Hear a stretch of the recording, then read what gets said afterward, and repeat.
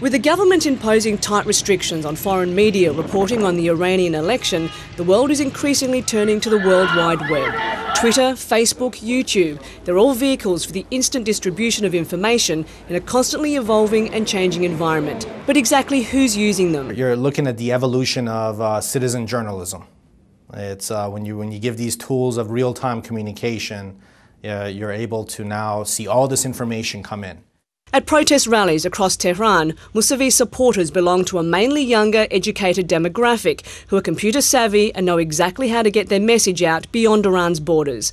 Many of their signs are written in English, messages of outrage perhaps deliberately aimed at Western countries in an attempt to encourage further doubt on Ahmadinejad's claim to victory.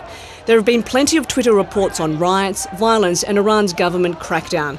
But there's no realistic way to verify the validity of every claim and comment, who's writing them and where they are. There's potential for just an enormous amount of propaganda and disinformation being spread through Twitter, and one has absolutely no way of knowing it. And I think it casts a dark cloud over the mainstream media, the fact that so many outlets are just using these Twitter feeds as sources of information, and they have no way of verifying it.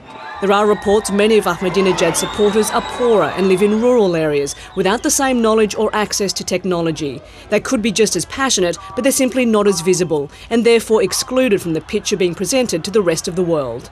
President Obama has used his words very carefully when talking about Iran, saying he doesn't want to be seen as meddling. But the US State Department has admitted it asked Twitter to delay maintenance on its website so that conversations from Iran could continue.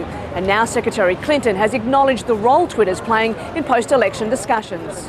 One of the means of expression, the use of Twitter, is a very important one, not only to the Iranian people, but now increasingly to people around the world, and most particularly young people. I wouldn't know a Twitter from a tweeter, but apparently it is very important. Arun Gupta goes even further.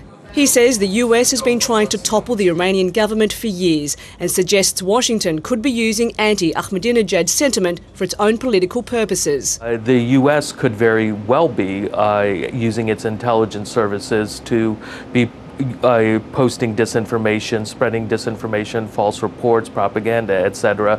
through Twitter and other mediums. The power of online social networking will feature prominently in the post-Iranian election analysis, including the question of whether it enhances or distorts reality. Cath, Al Jazeera, New York.